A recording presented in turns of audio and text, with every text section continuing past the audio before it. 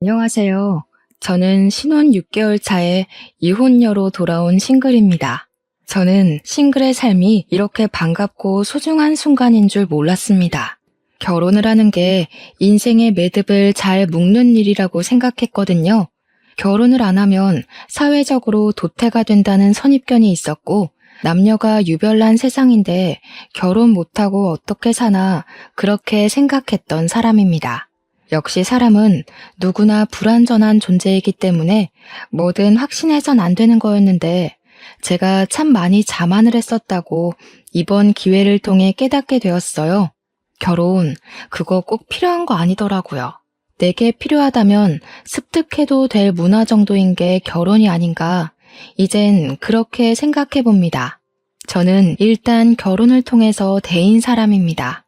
그래서 결혼이 인생에서 필요 없다는 결론을 내렸고, 제 이름 석자를 더 뜻깊게 남기고 100세 인생 마무리하는 것이 행복한 일이라고 마음을 바꿨어요. 인생이 얼마나 긴데 한 가지만 바라보고 가겠습니까? 이렇게 변심하기도 하는 거죠. 그래서 저는 저를 위해서 남편을 과감하게 버렸습니다. 그런 나쁜 놈은 함부로 방생하면 안 되는 건데, 저 말고 다른 피해자가 나오지 않기만을 바라는 마음으로 이 사연을 쓰게 되었어요.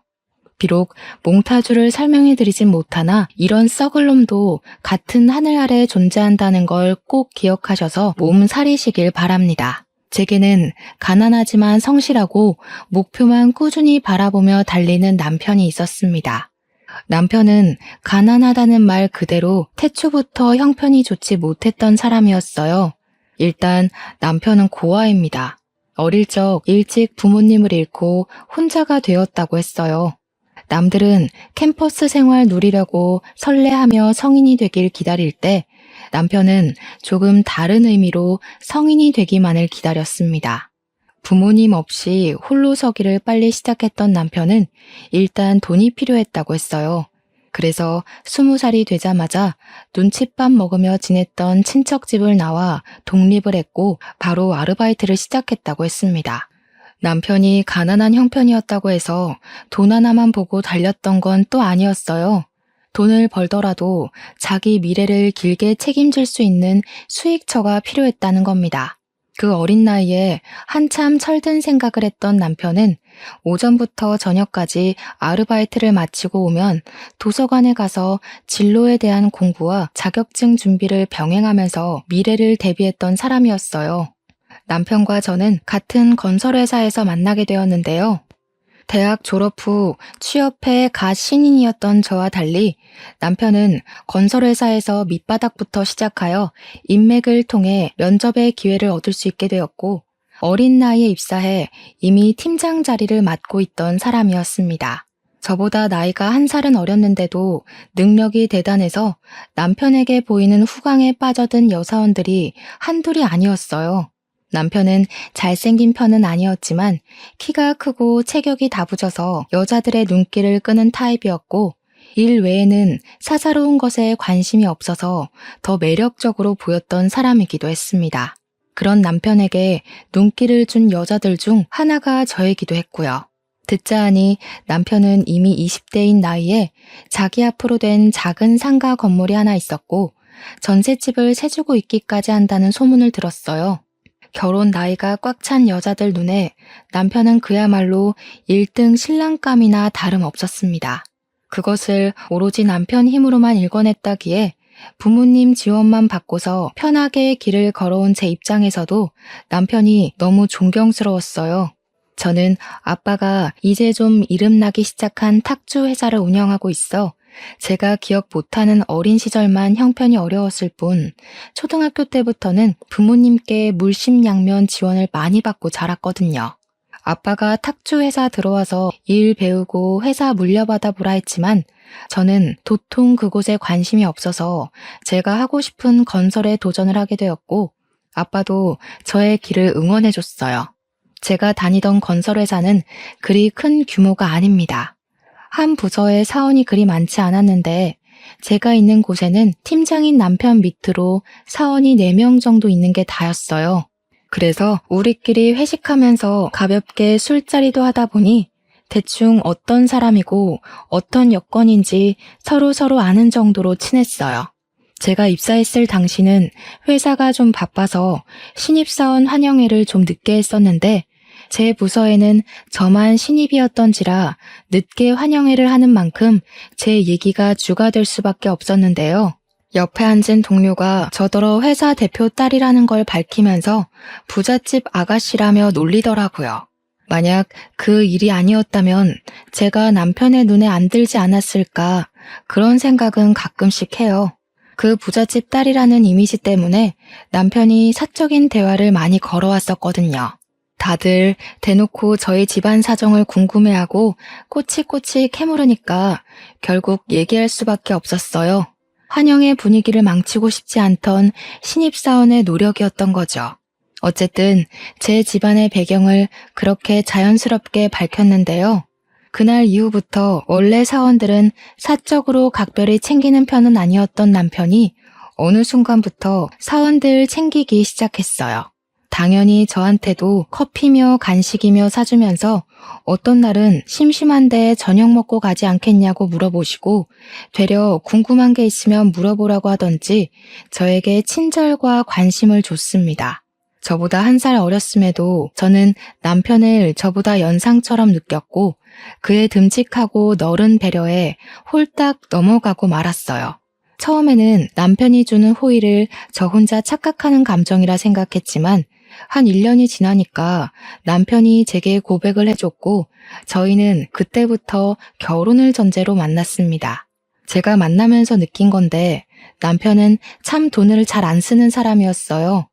연애 초반에만 바깥을 나돌았지 남편이랑 거의 집 데이트를 많이 했었습니다. 남편이 바쁘고 피곤하니까 그건 제가 배려할 수 있었던 일이라 무난히 넘어가긴 했어요. 다 큰 성인인데 바깥놀이 안 간다고 칭얼거리고 싶진 않았거든요. 그런데 결혼 준비할 때는 그런 팍팍한 경제관념이 좀 서운하더라고요. 미래를 생각해서 결혼식은 소박하게 하자는 남편의 제안에 들떠있던 제 기분이 찬물을 뒤집어 쓴 것과 같았습니다. 하나밖에 없을 결혼식이라서 이왕 하는 거면 화려하게 하고 싶었던 저는 남편의 제안이 상당히 아쉬웠어요. 하지만 더 좋은 집, 더 좋은 혼수 등을 생각하면 굳이 스쳐 지나갈 결혼식 정도야 소박하게 해도 되겠다 그리 생각하게 되더라고요. 그래서 남편 의견에 동의하여 스몰 웨딩을 올렸습니다. 그렇게 앞으로 즐거울 줄 알았던 저의 신혼생활은 시작부터 덜컹거렸어요. 그 첫 번째 문턱이 신혼여행을 다녀오자마자 발생했는데 남편이 구했다는 신혼집이 제게 큰 충격을 안겨주었습니다. 그 집은 바로 남편이 전셋집으로 세를 주고 있던 주택이었어요. 그 주택은 신축도 아니었고 인프라가 좋은 것도 아니었고 무엇보다 단가가 그리 센 곳이 아니었습니다. 남편이 세를 주고 있다고 할 때나 이 전셋집이 돈으로 보였지 이게 제 집이라고 생각하면 그저 구닥다리로밖에 느껴지지 않은 수준의 매물이었어요. 남편은 이전부터 이미 신혼집을 혼자 구해놨다며 제게 서프라이즈로 알려주겠다고 계속 신경 끄게 만들었는데 이런 식으로 판을 벌린 남편에게 서운함이 급격하게 몰려왔어요. 이럴 거였으면 미리 말을 했어야지. 내가 돈 보태서 더 괜찮은 곳으로 갔으면 됐잖아. 여기서 어떻게 살아? 주위에 마트 한번 가려고 해도 차로 10분을 나가야 되는데. 잘 수 있고 먹을 수 있고 쌀 수 있으면 그게 집인 거지. 고작 구조물인데 뭐가 그렇게 중요해? 우리가 같이 사는 공간이 있다는 게 중요한 거 아니야? 우리 자기 가만 보면 나보다 1년 더 살았으면서 은근 어린 생각한다니까. 이게 왜 어린 생각이야. 우리가 없는 살림도 아닌데 왜 이런 총구석에 와서 시작을 해야 돼? 직장이랑 거리도 1시간은 더 걸리잖아. 차 기름값이 더 나오겠어. 우리 둘 다 사회생활하는 사람들인데 불편해서 매번 어떻게 왔다 갔다 해. 오늘따라 더 애처럼 구네. 우리 미래를 생각해야지. 애 낳으면 그때 아파트 가도 늦지 않잖아. 원래 젊을 땐 고생을 사서 해야 되는 거 몰라? 젊을 때 아끼고 고생해야 나이 들어서 편하고 좋은 데 사는 거라고. 천하태평한 남편에게 답답함을 느낀 저는 그날 처음으로 남편에게 큰 소리를 냈던 날이었습니다. 신축 아파트에서 따뜻한 신혼을 꾸리길 기대했던 제 기분은 완전 산산조각이 났고, 저는 겨울엔 춥고 여름엔 더운 변두리 주택에서 장 보려면 겨우 슈퍼밖에 못 가는 곳에서 신혼을 시작했어요. 제가 한 번도 고생 안 하고 살아서 그런 깡촌 주택이 더 불편했을 수 있습니다. 그래서 친정 부모가 걱정할까봐 종종 잘 살고 있다고 연락은 해줬고, 또 남편이 제게 잘해줬기에 시간 지날수록 화는 풀렸어요. 그러나 문제는 이 집이 아니었다는 게 아직도 제 뒷골을 당깁니다. 그러던 어느 날이었어요. 우리 집에서 믿을 수 없는 일이 발생하기 시작했는데요. 그건 남편의 친구가 집들이 겸 우리 집을 찾아왔을 때부터 씨가 뿌려진 것 같았습니다. 남편 친구 또한 남편과 가난했던 시절을 함께 보냈던 추억이 있었어요. 그날 저는 술상 옆에서 과거 얘기를 하며 술 한 잔씩 기울이는 둘의 대화를 잠자코 듣기만 했었는데요. 남편 친구가 원래 반지하에 살다가 23평 신축 아파트로 이사를 갔다고 하더라고요. 어찌 그렇게 인생 역전했는지 모르겠지만 자랑할 만한 일이니까 남편 친구가 내내 그 얘기를 해도 저는 이해가 되었습니다. 그런데 친구가 어깨 펴며 남편 앞에서 얘기를 하는 순간에도 남편은 마음 놓고 웃지를 못하더라고요. 웃더라도 표정에서 씁쓸함이 묻어 있었어요. 아마 친구의 성공을 부러워했던 것 같습니다. 제가 보기엔 남편도 가난을 극복했고 작은 상가 건물도 갖고 있고 전세도 주고 있던 여건이라 충분히 성공한 사람이라고 보는데 남편 입장에선 아니었나 보더라고요. 남편이 나름 자수성가한 것에 비해 씀씀이는 아직 과거에 머물고 있는 듯 했습니다. 그러니 고생한 만큼 스스로 보상을 마련한 친구와 달리 여전히 집 하나 사는 것에도 과감하지 못했던 거 아니겠습니까? 그걸 생각하니 남편의 속사정이 안쓰러웠고 철없이 집투정 부렸던 제 자신을 반성까지 했었어요. 그런데 술이 한두 잔 들어가고 나서부터는 제가 좀 기분 상할 일이 생겼는데요. 제가 자리를 비우기만 하면 남편 친구가 남편한테 수상쩍게 속닥거리더라고요. 한두 번은 모른 채 해줬지만 제가 자리에 앉을 때마다 입을 싹 다무는 걸 보곤 나중에는 치사해서 직접 물어봤어요. 뭔데 그렇게 둘만 재밌는 얘기하냐고 나도 말해주라고 살갑게 굴었더니 남편 친구가 껄껄 웃었고 남편은 아무것도 아니라면서 술만 마셨습니다. 그런데도 남편 친구의 주둥이는 술이 들어간 탓에 쉽게 열렸어요. 재수씨, 좀 사는 집 딸이라면서요? 이 자식한테 제일 큰 복이 재수씨 같은데 이 자식이 워낙 우직하잖아요. 돈 많은 와이프 덕을 못 누리는 것 같아서 불쌍해가지고 마누라 덕 좀 보라고 꼬시는 중이었어요. 친구분이 하는 말이 제게 무례일 수도 있지만 저는 그것보다 남편의 기분이 더 신경 쓰였습니다. 세상에 돈 아끼면서 자존심 세우는 남자들이 어딨겠습니까? 남자라면 한 번쯤은 돈을 팍팍 쓰면서 남들에게 동경 어린 눈빛도 받고 싶고 대단한 대우받고 싶고 그렇잖아요. 여자보다 그것도 자기 와이프 집안 재력 때문에 남자가 기죽는 건 너무 안타까운 일 아니겠어요? 집안 부부는 제가 어떻게 할 수 있는 일이 아니고 그래도 남편이 와이프 하나는 자기 능력이 좋아 잘 만났다고 생각하길 바래서 저는 더 능글능글하게 굴었어요. 그래, 돈 많은 처가 덕 좀 보던가. 자기 능력이 그만큼 되기 때문에 대단한 와이프를 얻은 거야. 나도 내 수준에 맞는 남편 잘 얻은 거고. 내가 자기 덕 많이 보고 있는 것처럼 자기도 내 덕 좀 욕심내고 그래라. 사람이 어떻게 매일 성실하고 알뜰하게만 살겠어. 친구 앞에서 기죽지 말라고 술 기운을 빌어 더 넉살을 부렸습니다. 그러니까 남편은 가만히 있는데 옆에서 친구가 더 난리를 치더라고요. 분명 재수씨가 덕부라고 그랬어요. 고바 자식아, 내가 시키는 대로 해보라니까. 돈 버는 거 생각보다 별거 아니더라고. 우리가 어릴 땐 너무 무식했어. 역시 돈도 방법을 알아야 부자가 되는 거야. 재수씨가 허락해줬잖아. 친구는 침까지 튀기며 흥분해서는 손뼉을 쳐댔습니다.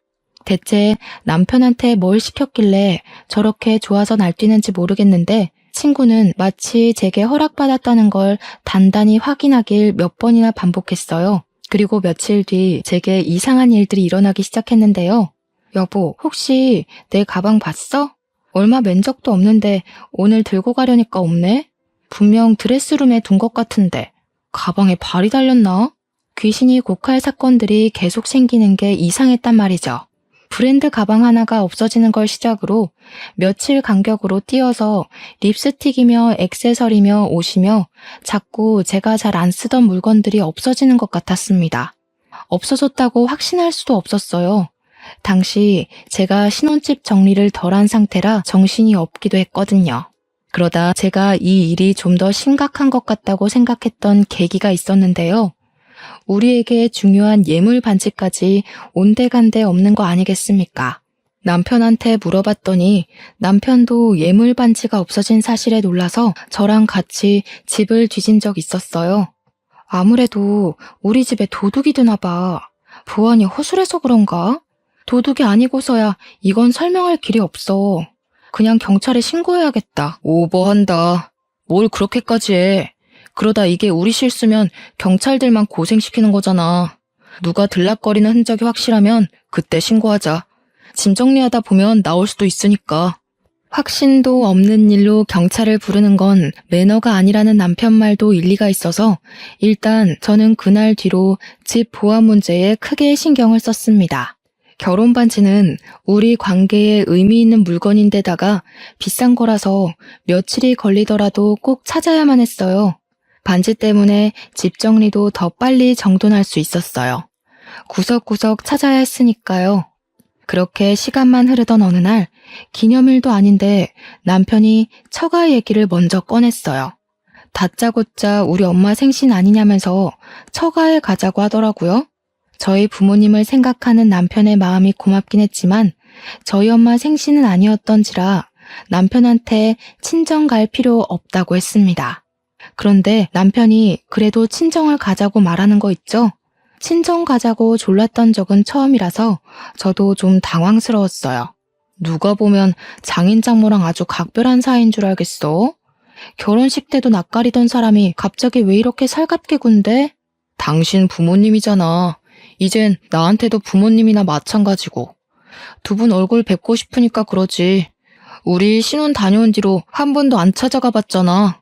남편은 부모님이 일찍 돌아가셔서 안 계시기 때문에 부모님 지원을 받고 자란 저를 한 번씩 부럽다고 얘기한 적은 있었습니다. 그러나 그건 그거고 그렇다고 처가에 자주 가고 싶다고 한 적은 없었어요. 어쨌든 제 부모님을 생각해주는 마음은 고마운 거잖아요. 그 순간 저는 남편에게 좀 더 마음이 커졌어요. 처가 가자는데 감히 싫다고 할 와이프가 어딨겠습니까? 되레 신이 난 저는 바로 친정에 전화해 날을 잡았습니다. 그리고 그 주 주말 친정에 가려고 며칠 전부터 들떠 있었어요. 오랜만에 가는 거라서 이래저래 복장도 신경 쓰고 싶었습니다. 그래서 저는 작년에 엄마한테 받은 신발을 신고 가려고 옷장에 넣어놓은 신발 박스를 찾았어요. 근데 그게 또 없더라고요.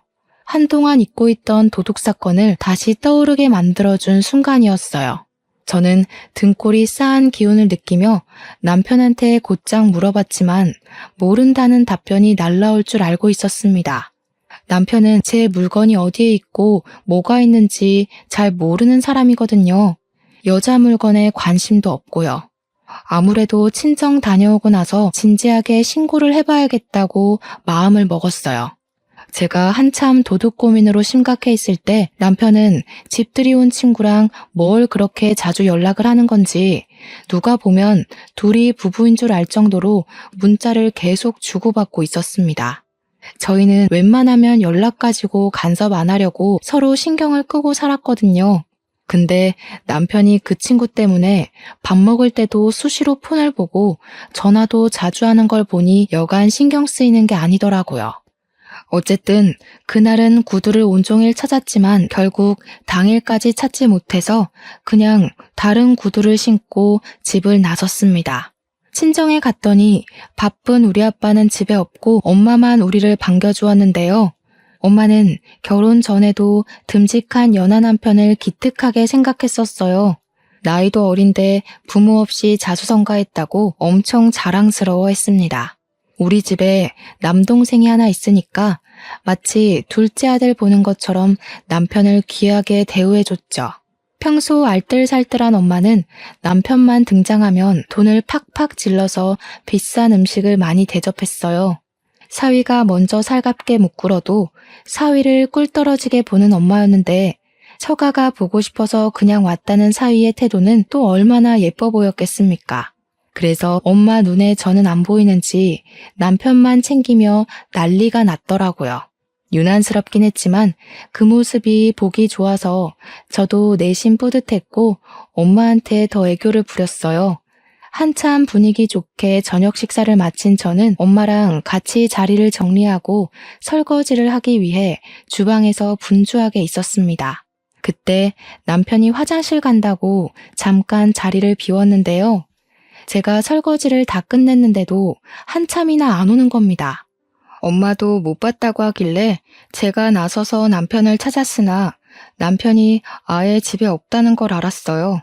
당황해서 남편한테 전화를 걸었더니 잠깐 담배 때문에 밑에 내려왔다고 하더군요. 그런가 싶어서 넘겼는데 담배를 만들어서 피는 건지 몇 분이 지나도 안 올라오는 거 아니겠어요? 엄마가 그만 시간도 늦었는데 더 늦기 전에 얼른 돌아가 보라고 하더라고요. 아무래도 남편한테 바쁜 일 생긴 것 같다면서 말이죠. 진짜 무슨 일이라도 생긴 건가 싶어서 저는 엄마한테 홀로 인사를 올리고 남편 차가 있는 곳으로 내려갔어요. 남편이 트렁크 쪽에서 뭘 하고 있는 겁니다. 뭐 하냐고 물으면서 다가가니까 남편이 깜짝 놀라며 트렁크를 쾅 닫아버리더라고요. 이미 그것만으로도 너무 수상쩍었어요. 뭔데 그렇게 놀라서 숨기냐고 물었는데 남편은 그저 아무것도 아니라고 왜 내려왔냐는 말만 했습니다. 최대한 침착하게 대응하려는 것 같은데 처음 보는 남편의 당황한 얼굴이 자꾸 제 기분을 찝찝하게 만들었습니다. 일단 모른 척하고 집에 돌아왔어요. 그리고 남편이 잘 때까지도 저는 트렁크 생각만 하며 밤잠을 설쳤습니다. 그날을 놓치면 영영 트렁크 의문을 해결 볼 수 없을 것 같던 저는 끝내 남편이 잠든 새벽에 몰래 일어나 집 밖을 나갔어요. 남편 차 트렁크를 열고 휴대폰 플래시를 비춰 안을 들여다봤습니다. 이것저것이 많았는데 주로 공구 상자나 회사에 필요한 짐들이더라고요. 진짜 별거 아니었나 싶어 뒤지는 걸 포기하려던 와중에 순간 제 눈을 사로잡은 작은 주머니가 보였어요. 다른 짐들과 어울리지 않게 고급진 것이 붉은색 벨벳 재질로 되어 있어 더 시선이 갔습니다. 그걸 집어서 열어본 순간 저는 그동안 없어졌던 제 물건의 진상을 눈치채게 되었어요. 그 주머니 안에는 황당하게도 제 친정 부모가 예물로 바쳤던 반지 한 쌍과 잃어버렸던 우리 결혼 반지까지 들어있는 겁니다. 이걸 보는 순간 이걸 급급하게 숨기던 남편 행동도 떠올랐고 당황하던 남편 얼굴도 떠올랐습니다. 그건 즉 남편이 이걸 훔쳤다는 말밖에 되지 않는 증거였어요. 도대체 이게 왜 남편 트렁크에서 나왔는지 궁금했습니다. 남편의 짓이 맞는다면 남편이 왜 이런 짓을 했는지도 궁금했어요. 그냥 넘기면 안 될 것 같다는 생각이 강하게 들어서 저는 서둘러 집에 들어가 남편을 깨웠습니다. 남편이 피로한 기색으로 일어났는데 제가 그 사람 눈앞에다가 바로 주머니를 들이밀었어요. 왜 우리 반지랑 부모님 예물 반지가 당신 차에 있냐고 따졌습니다. 그러자 남편이 화들짝 놀라면서 그 주머니를 뺐더라고요. 이걸 왜 당신이 들고 있어? 설마 내 차 뒤진 거야? 왜 남의 차를 함부로 뒤져? 진짜 소름 끼친다. 나 자는 사이에 차키 빼돌려서 차를 열어본 거냐? 당신이 도둑이야? 지금 누가 누구더러 도둑이래? 당신 입에서 그딴 소리가 나오는 게 맞다고 생각해? 우리 결혼 반지 어디 있는지 모른다면서. 그럼 이건 뭔데? 왜 거짓말해? 그동안 내 물건 안 보이는 것도 다 당신 짓이었어? 무슨? 잘 알지도 못하면서 생사람 잡지 마. 다짜고짜 새벽에 사람 깨워서 왜 이래? 앞으로 내 허락 없이 내 물건 손대지 마라. 아무리 부부라도 선은 지켜야지. 남편은 끝까지 자기 짓을 발뺌했어요. 그런 모습은 제가 의심하고 있는 정황이 사실이라는 걸 확인시켜주는 꼴밖에 안 되었습니다.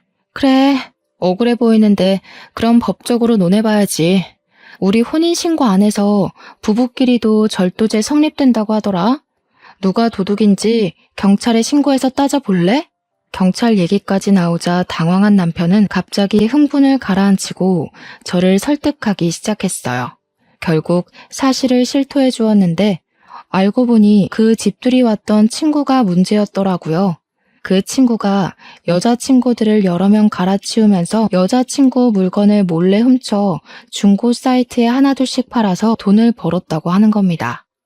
직장인 여자라면 명품 하나쯤은 작게라도 들고 있기 때문에 그걸 노리고 그런 짓을 했다네요.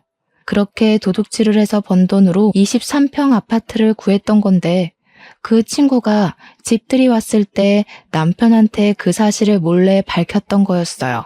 그때 그 친구가 저한테 분명 허락한 거라고 몇 번이나 확인 사살한 이유도 그제야 이해가 갔습니다.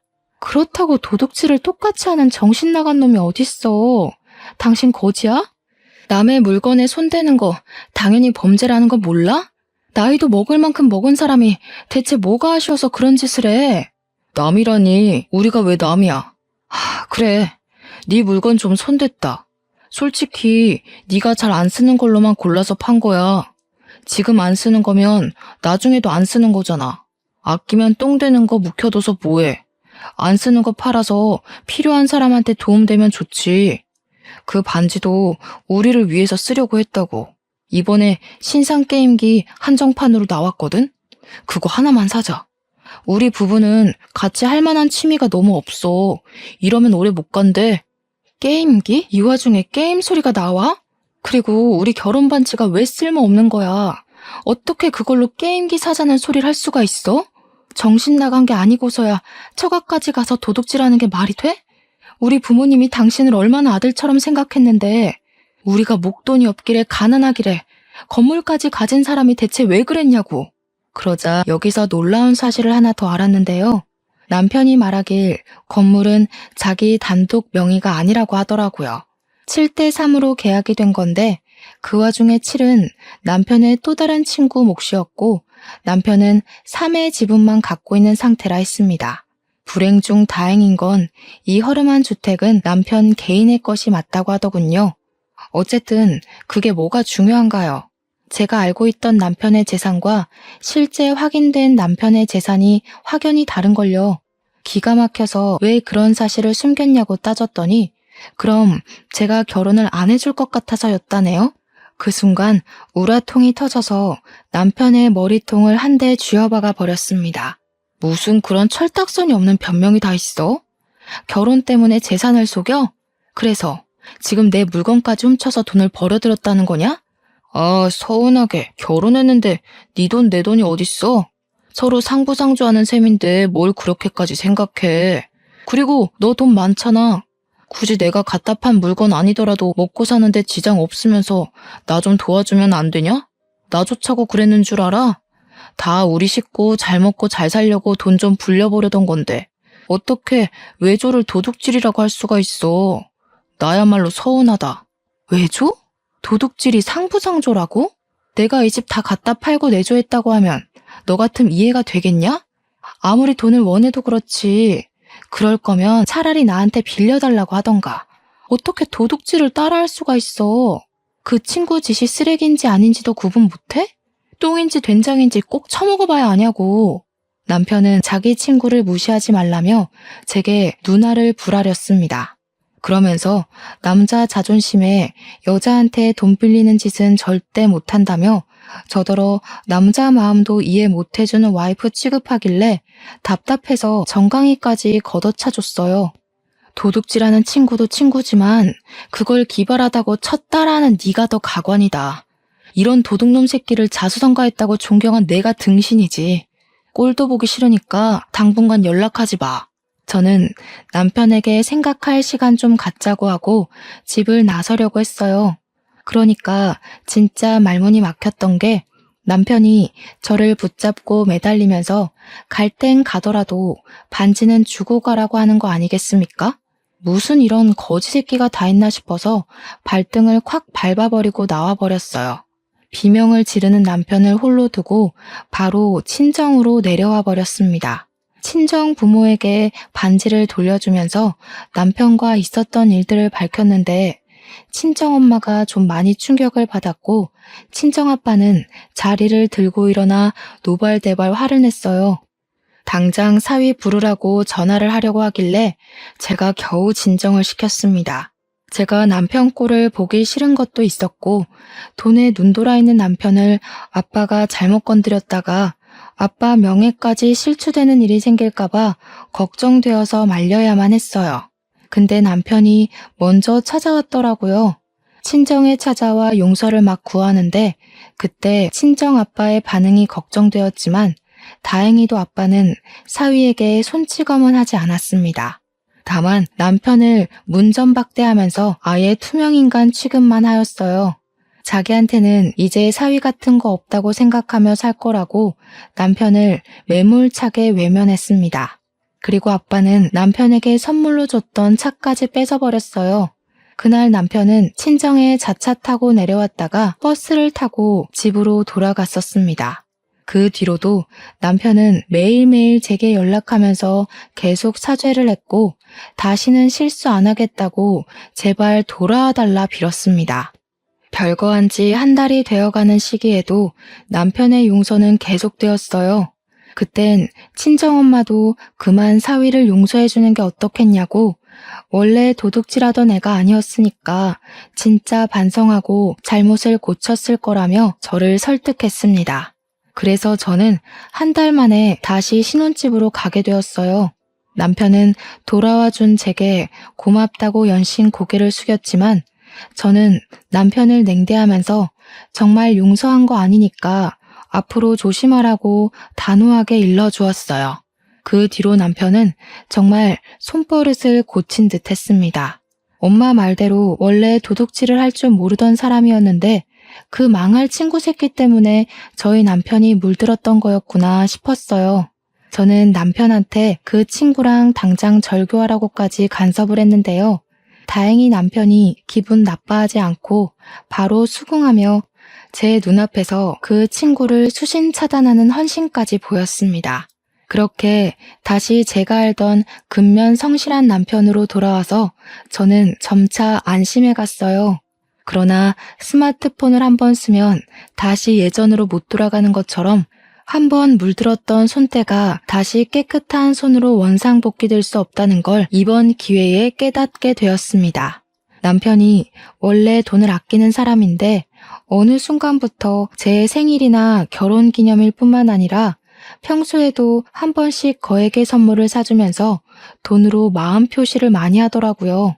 돈이 어디서 나서 계속 선물을 사주는 거냐고 남편에게 물었는데요. 에이, 우리가 없어서 돈을 못 썼나? 있는데 아끼느라 못 썼던 거지. 나 앞으로 당신한테는 돈 안 아끼려고. 마누라도 옆에 있을 때 잘해야 된다는 거 제대로 혼나서 정말 깨달았잖아. 당시엔 남편이 정말로 저랑 이혼할까봐 겁이 나서 제게 더 잘해주려는 거라고 생각을 했습니다.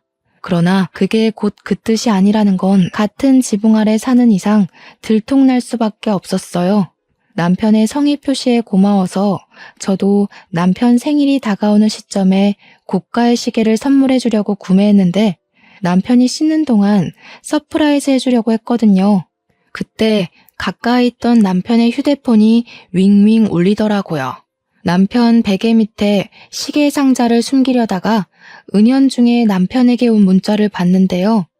무슨 애누리랑 배송 관련된 메신저 몇 개가 나열되어 있었고 또 그 위로는 의문의 여자들 문자까지 화면을 꽉 채우고 있었습니다. 남편 휴대폰 비밀번호를 몰라 자세히 확인해보진 못했지만 미리 보기로 떠있는 문구들만 자세히 봐도 이게 무엇을 뜻하는지 눈치챌 수 있었어요. 이 정신나간 놈이 바람을 피우는 것 같더라고요. 연락하는 여자가 미리 보기에만 4명이 있었고 중고 제품 산다고 연락 온 사람들은 무려 10대 명은 되어 보였습니다. 불륜 사실 때문에 머릿속이 새하얘져서 다른 건 신경 못 쓰고 있었는데 그 순간 설마 싶은 생각이 뇌리를 스치는 겁니다. 남편이 제게 사줬던 수많은 선물의 출처가 의심스러웠어요. 설마 내 물건을 훔쳐서 팔았던 것처럼 이 여자들 물건을 도둑질해서 번 돈으로 사온 선물이었나 싶더라고요. 저는 남편이 나오기 전 남편 휴대폰에 유심을 뺀 뒤 폰을 숨겼고 급하게 휴대폰을 찾는 남편을 모른 척한 뒤 남편 폰에 있는 연락처와 문자만 제가 갖고 있던 공기계로 옮겼습니다. 샅샅이 살펴보니까 내막은 더 가관이더라고요.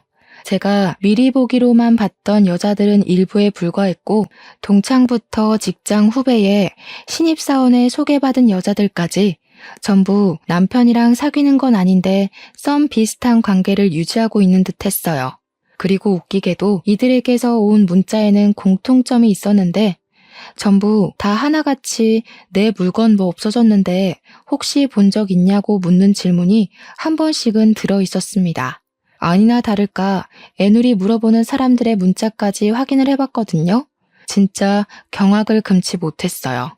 여자 명품 물건들을 찍은 사진과 함께 남편의 장사치 말솜씨가 아주 화려하게 펼쳐져 있더라고요. 너무 기가 막혔던 저는 남편한테 말도 안 하고 그 수많은 여자들의 문자를 전부 캡처했습니다.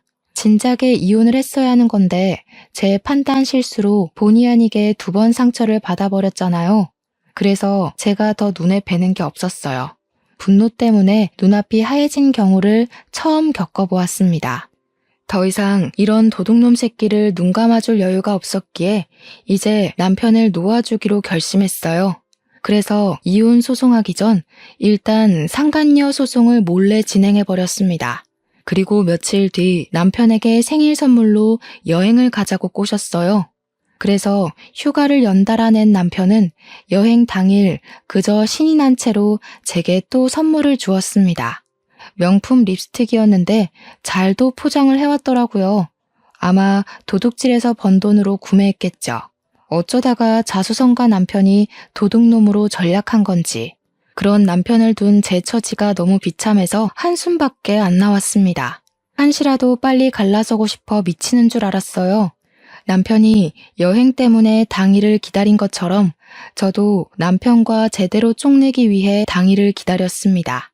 그러니까 남편과 함께 공항을 찾은 그날은 여행도 뭣도 아니고 사실 남편과 작별하는 날이었어요. 제가 그쪽으로 소송했던 상간녀들을 다 불렀거든요. 저는 사람들이 가장 많이 오가는 곳에 남편을 세워둔 뒤 남편한테 잠깐 화장실 한번 다녀오겠다고 하고 홀로 공항을 빠져나왔습니다. 입구에서 상간녀들이 나타나기까지 기다리고 있었는데 멀리서부터 한 손에 봉투 하나씩을 쥔 여자들이 우르르 오고 있더라고요. 자기네들끼리도 남편한테 다른 여자가 있다는 걸 그날 처음 확인한 듯 했습니다. 그래서 더 전이에 불타있는 눈빛들이었어요. 저는 그냥 이대로 돌아가려고 했는데 남편이 어떻게 개망신을 당하는지 보고 싶더라고요. 그래서 몰래 상간녀들 뒤를 따라가 봤더니 보안 직원까지 나타난 곳에서 남편이 신명나게 두들겨 맞고 있더군요. 들어보니까 상간녀들 손에 쥐고 있는 종이는 제가 보냈던 소송장이었어요. 문어다리 걸치다가 들통나서 그대로 처맞고 있는 남편이 얼마나 웃기고 하찮던지 동영상도 찍어뒀습니다. 그 뒤로 폭풍 같은 시간을 보낸 남편한테서 연락이 왔지만 저는 이미 그 사이 제 짐을 다 빼고 친정으로 옮겨간 후였어요. 남편이 상간녀들에게서 용케 도망쳐 집에 왔나 보더라고요. 제 짐이 없으니 놀랐을 겁니다. 남편 전화를 받지 않다가 저녁 때쯤이 돼서야 전화를 받아봤는데 역시나 바로 원성을 높이더군요. 야, 제정신이야? 네 짓이지? 내가 공항에서 무슨 짓을 당했는지 알아? 당장 와서 해결해라. 너 때문에 그 정신 나간 년들이 집 앞에서 진을 치고 있다고. 빨리 안 튀어와? 내 짓인 거 알고 있네?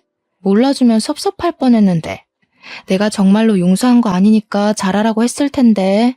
그새를 못 참고 대형 사고를 치면 어쩌냐?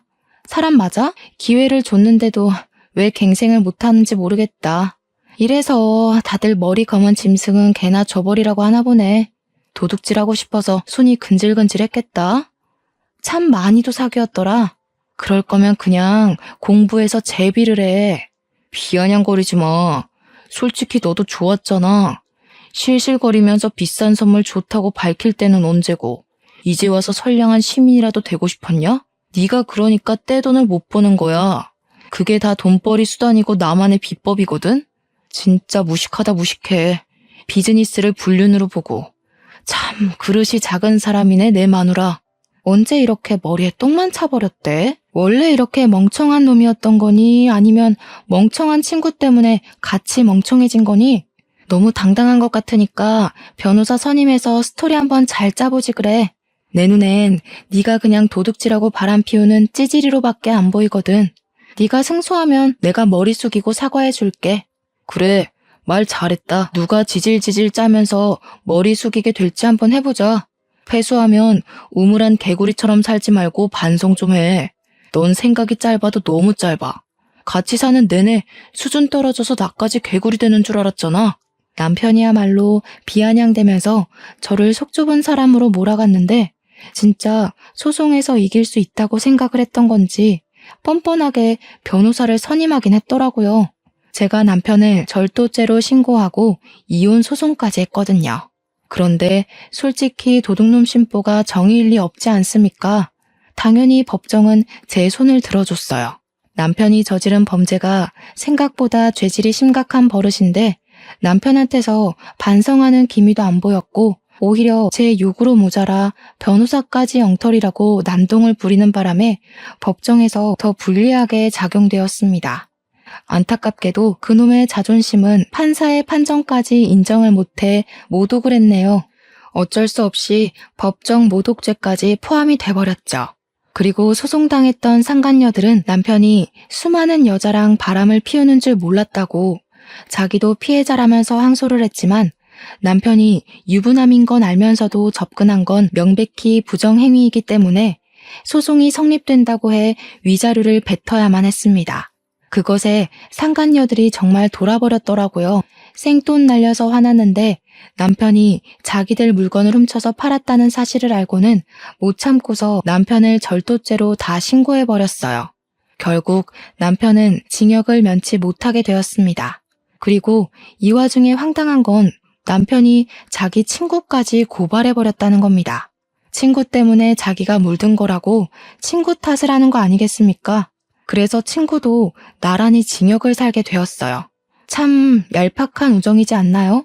그런 얕은 우정 때문에 인생이 나락으로 가버렸으니 얼마나 쪽팔린 일입니까?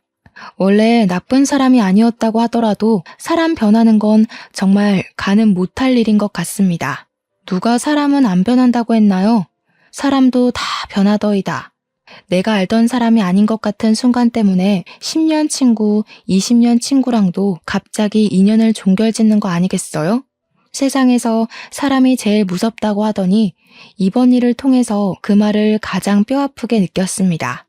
전 남편이랑 관계가 더 길게 갔다면 아마 도둑질을 넘어서 또 다른 무언가가 저를 더 힘들게 했을지도 몰라요. 지금도 전 남편한테 시간과 마음과 물질을 도둑맞은 게 억울하기만 한데 여기서 더 갔다고 생각하면 오금이 저립니다. 친정엄마는 이제 저더러 결혼하지 말라고 하세요. 그리 좋게만 보이던 사람이 어떻게 그런 나쁜 사람이었을 수가 있냐면서 사위 때문에 뒤통수를 크게 느낀 것 같더라고요. 친정엄마가 그 트라우마 때문에 사람을 잘 못 믿게 되었어요. 그 모습을 보는데 우리 가족한테까지 상처를 준 전 남편이 아주 오랫동안 징역살이를 하면서 햇빛을 못 봤으면 좋겠다는 생각이 들더군요.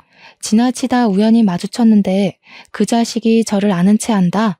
그럼 바로 귀싸대기를 날려줄 생각입니다. 여러분들도 늘 주위에서 사람 사귀셨으면 좋겠어요. 항상 좋은 사람들만 꼬이길 바랄게요. 제 사연은 여기까지였습니다. 들어주셔서 감사해요.